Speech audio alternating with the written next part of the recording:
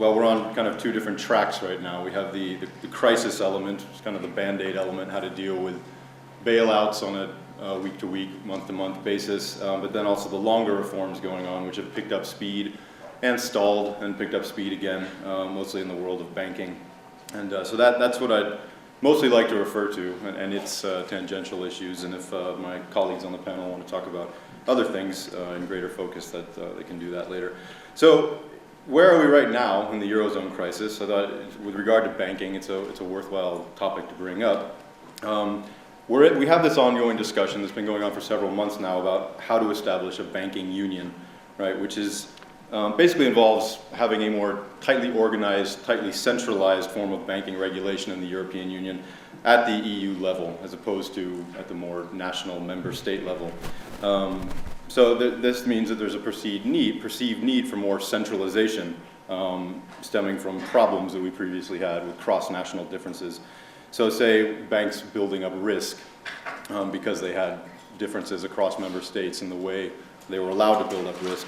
Also the relationships between banks and sovereigns, right? Banks and sovereigns perhaps being too close, some national banks buying up too many government bonds and then becoming weaker in the process, most notably in Greece, but elsewhere as well.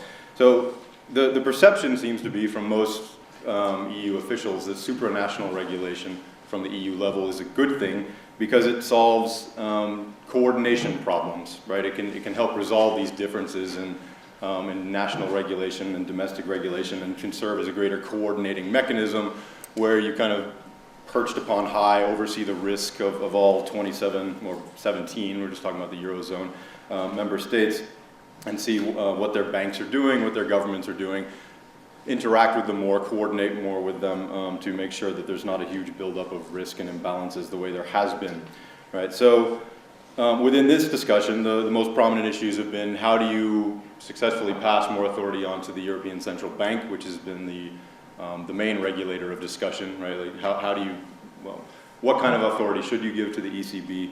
What does it make sense to have them do? Because they have to oversee some 6,000 Eurozone banks. How will they do that on their own or with help? But then perhaps the bigger and more sticky, contentious issue, which seems to be off the agenda for the time being, is how do you deal with a bailout should the need arise in the future? And we'd like to pretend that it won't arise, but it probably will. So how do you establish some sort of mode of paying out deposit insurance, right, to ordinary depositors? And then how do you establish a resolution scheme, right? So how do you unwind a bank, so to say, so to speak? So how do you bail out a bank, or how do you arrange a hasty shotgun marriage between other banks, kind of like the way they did in the U.S. between J.P. Morgan and Washington Mutual in 2008. So those are the main questions, right? How do we deal with those things at the supranational level? So from there, I thought I'd talk a little bit about what's actually happened and what's going to happen, and how this relates to the issue of a democratic deficit. To look at it theoretically, I think it's useful to consult certain theories of delegation, which we talk about in some of our classes here in this Department of Political Science, when you are contemplating a massive shift to the supranational level.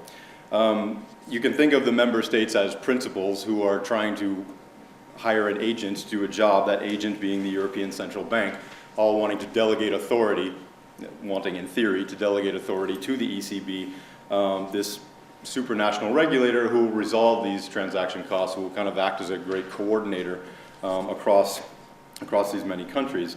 So because the ECB can bring coordination expertise, and it has expertise in banking as well, of course, right? But the problem is the more salient the policy is to the principal, the less they'll want to cede authority to that agent, or the more they'll want to institute really rigorous oversight mechanisms, right, to make sure that agent is doing what it expects it to. And if you look at delegation in the European Union, particularly with regard to banking, that's how it's always been, right? The member states have primarily had the authority, much more so than the Commission or any of the supranational actors.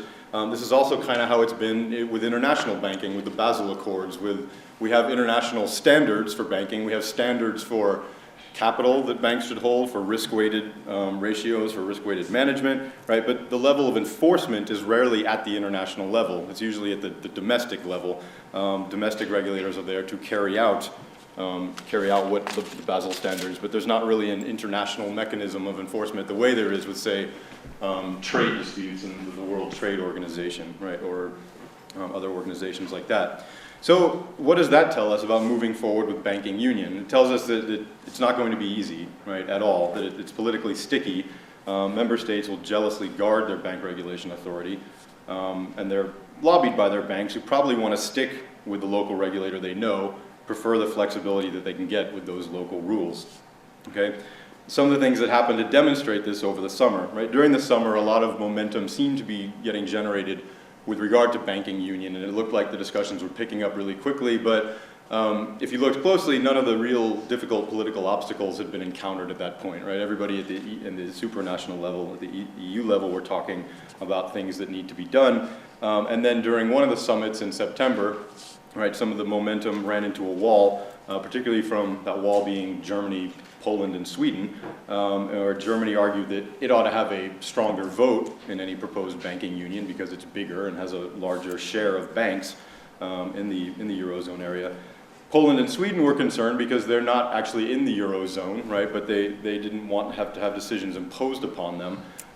So they didn't like just having the decisions imposed upon them without having any sort of say. So they wanted to be able to have some sort of say in what happened within the Eurozone. So these became the issues of the day from three of the larger entities within the European Union.